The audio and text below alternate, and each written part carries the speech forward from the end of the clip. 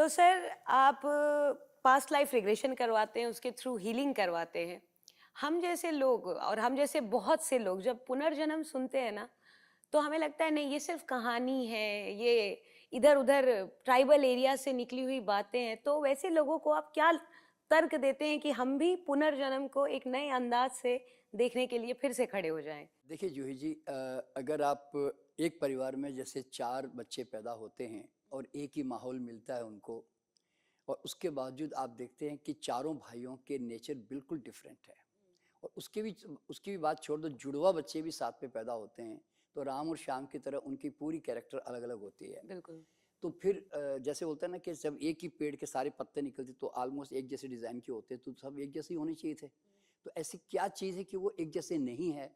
और एक भाई जो है बहुत स्पिरिचुअल फील्ड में घुस जाता है, एक भाई बहुत पैसा कमाने के पीछे भाग रहा होता है, एक भाई कुछ करता ही नहीं, आलसी बना रहता है, वो वासनाओं में डूबा रहता है। तो ये इसके अंदर ऐसा ब्लूप्रिंट डाला किसने अल्टीमेटली, कैसे लेकर आया सब कुछ ये? तो ये जो चीज़ें हम जब देखते हैं, और तो इसका मतलब होता है कि कहीं ना कहीं वो अपना ऑलरेडी ब्लूप्रिंट लेकर आया है, ये इसका सबसे बड़ा प्रमाण होता है। पहली बात तो कॉमन सेंस है, ठीक है। दूसरा प्रमाण क्या होता है कि अगर आप किसी भी व्यक्ति के हस्त रेखाओं को आप देखोगे, देखिए हाथ की रेखाएं बचपन में जब गर्भ में हम होते हैं तो धीरे धीरे 9 महीने तक डेवलप हो जाती है। इसलिए जब हम पैदा होते हैं तो हमारे फिंगरप्रिंट्स भी होते हैं और हमारे हाथ की रेखाएं और माउंट्स डेवलप हो चुके होते हैं। तो आप अगर ध्यान से देखोगे तो हर व्यक्ति के हैंड प्रिंट्स अलग अलग होते हैं, उसकी मतलब रेखाओं का स्टाइल अलग अलग होता है, बिल्कुल। उनके माउंट्स, उनके टिप, उनके फिंगरप्रिंट्स भी अलग अलग होते हैं। तो फिंगरप्रिंट्स की इतनी बड़ी स्टडी है कि आज हम खुद भी फिंगरप्रिंट्स पे काम करते हैं। तो हर व्यक्ति का फिंगरप्रिंट्स में पूरी पर्सनालिटी उसके अंदर जो है लिखी हुई है। यूँ समझ लो, हाथ रेखाओं में उस व्यक्ति का कैरेक्टर कैसे होगा, वो किस चीज़ में इंटरेस्ट लेगा, वो मतलब लीडरशिप करेगा कि वो यानी तो वो सबमिसिव रहेगा, यानी तो वो ढीला रहेगा, एक्टिव रहेगा, कुछ भी आर्टिस्टिक होगा या मैकेनिकल होगा। तो ये सारी चीज़ें ऑलरेडी वो लेके आ चुका होता है। तो इसका मतलब है कि वो कहाँ से लेकर आया है भाई, किसने उसके उसके जीवन में ऐसा डाल किसने दिया है? ये सारा इतना अगर डालना था तो सब में एक जैसा डाल देता, जैसे बोलते हैं ना, ये सब में अलग अलग अलग क्यों हैं सब लोग, समझे ना। और ये सारी जो चीजें हैं उनके साथ चली आ रही है, वो सब कई जन्मों से एक संस्कार रूपी जो चीज होती है, जो सटल लेवल पे होती है। तो वो ब्लूप्रिंट यानी कि सॉफ्टवेयर कह दो, जैसे बॉडी तो हार्डवेयर की तरह है, तो एक सॉफ्टवेयर की तरह जो है ना वो चीज उनके साथ आ चुकी होती है। तो इसलिए वो जैसे पैदा होते हैं तो वो एग्जैक्टली अपने सॉफ्टवेयर के अनुसार ही बिहेवियर कर रहे होते हैं। बट बच्चा तो सब कुछ सीख रहा होता है। नहीं नहीं, देखिए आपने कभी नोट किया होगा, आप इस जन्म में आप जो कुछ सिखाते हैं, नॉलेज देते हैं, वो तो एक एक्स्ट्रा एडिशन है सिर्फ उसके।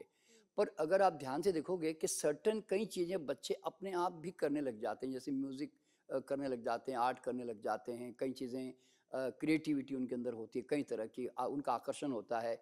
तो ये तो देखिए लर्निंग तो प्रोसेस तो हर जन्म में हम जिस घर में पैदा होता है, वातावरण में पैदा होता है, वो तो हमें सीखने को मिलता ही है। लेकिन अल्टीमेटली आप देखोगे कि जैसे मान लीजिए आज आप अपने घर में आप जिस माहौल में पैदा हुई, पर आपने देखा होगा कि धीरे धीरे धीरे आपको चाहे कितना भी एजुकेट किया गया, पर अल्टीमेटली आप कहीं ना कहीं उससे हटकर कहीं और तरफ ड्रा होने लग गए अपने आप, बिल्कुल। समझे ना। तो ये जो आकर्षण होता है ना, ये हमारे पास्ट लाइफ के कर्मों के कारण होता है। जैसे मैं एग्जांपल देता हूँ, देखिए मैं सोच करके आया था इस फील्ड में कि मैं कोई डॉक्टर बन के, नेचुरोपैथ बन के मैं कुछ करूंगा, हॉस्पिटल चलाऊंगा मान लो। पर मैं तो उसमें ज़्यादा दिन रहा ही नहीं। और मेरा जो ओरिजिनल जो स्पिरिचुअल जो मेरा इंक्लिनेशन है, यानी कि मेरे अंदर जो ब्लूप्रिंट है, वो समय आने पर वो ज़्यादा मुझ पर हावी होने लग गया और मुझे उस तरफ आकर्षित करके मुझे उस तरफ लेके चला गया। तो एक जरा सी चिंगारी आई, उसने मेरी पूरी फ्लेयर अप करके मेरे अंदर से मेरा वो सारा जो भंडार था वो बाहर निकाल दिया उसने। मेरे साथ भी ऐसी ही चीजें हुई, मतलब I was never inclined towards this path कि मुझे ये समझना है। बट ऐसा हुआ कि ठीक है, पता नहीं कैसे मन में एक वो जागा क्यूरियोसिटी, ईश्वर क्या है। फिर किताबें पढ़ना शुरू की, फिर बहुत चीजें जाने मैं क्या है एंड ऑल।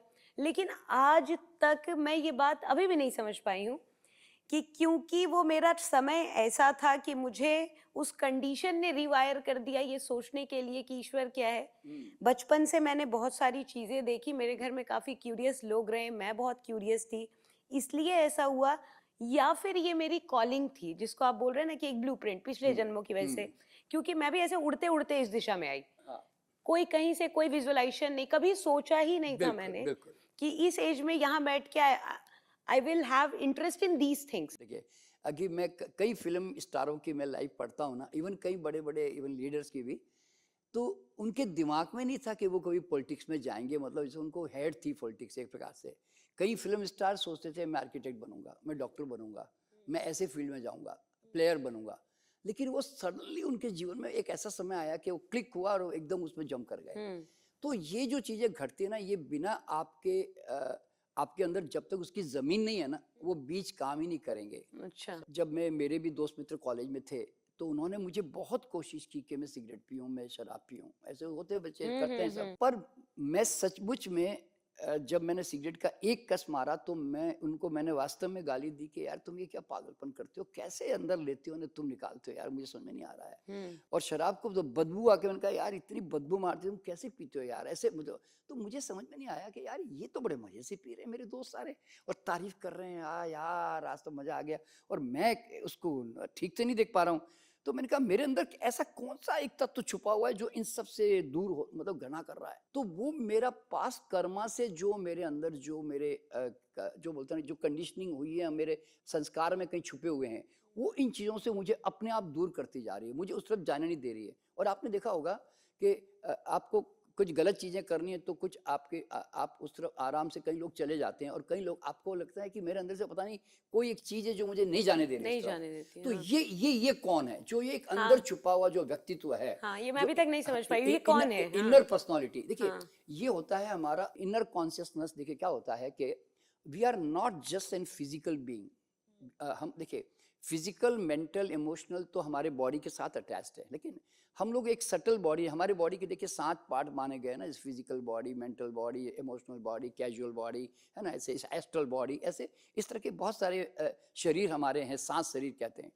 तो हमारा जो सूक्ष्म शरीर है एक प्रकार से, जिसको हम कॉन्शियस बॉडी भी कहते हैं, तो वो उसके अंदर हमारे कई जन्मों की जो भी ब्लूप्रिंट है ना वहां पे होती है। इलेक्ट्रिसिटी चारों तरफ है, आपने एक बल्ब पैदा कर दिया तो बल्ब में भी घुस रही है, लेकिन वो इलेक्ट्रिसिटी यूनिवर्सल है। राइट, वो राइट। आप समझे ना इस तरह से। अच्छा एग्जांपल है। तो पंखा गया तो पंखे में आ गया, वो पंखे की तरह चलेगा, लेकिन इलेक्ट्रिसिटी एक ही है। शरीर उपकरण है एक, हाँ, है शरीर ना? उपकरण है, हाँ यूं समझ लो हाँ। आप।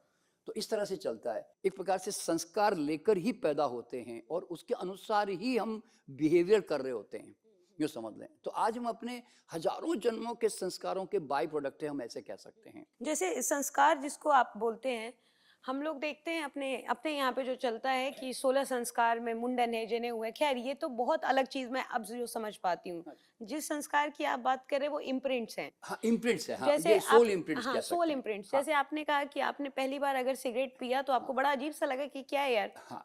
तो क्या ऐसा इसलिए था क्योंकि पिछले जन्म में आपने सिगरेट नहीं पिया या कोई ऐसा नशे का पदार्थ यूज नहीं किया, यू डिडंट लाइक इट पिछले कई जन्मों में? हाँ, नहीं इसका कारण बता रहा हूँ। क्या होता है, छोटी छोटी चीजों में इंटरेस्ट लेने का जो हमारा एक नेचर होता है ना, कि हम छोटी छोटी वासनाओं में उलझते हैं, खान पान में उलझते हैं, सेक्स में उलझते हैं, पैसों के पीछे भागते हैं ना।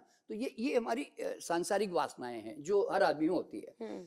तो अगर हम उसको जान चुके होते हैं, उनसे ऊपर उठ चुके होते हैं ना, तो अब उन चीजों को मैं कई जन्मों से जो है ना, मैं चूंकि एक आध्यात्मिक जीवन जीता रहा हूँ अगले पिछले जन्मों में भी, तो उसके कारण मैं ऑलरेडी उससे मैं भोग के ऊपर उठ चुका था ऑलरेडी। तो इसलिए मेरा आकर्षण अब इस जन्म में मुझे नहीं ज्यादा उस तरफ आया, समझे ना, यूं समझ लें। तो ये सब क्या होता है कि तो इसका कारण मेरा पास्ट लाइफ का मेरा इम्प्रिंट ही है, जो जिसने मुझे रोका इस तरफ जाने से, यूं समझ लें।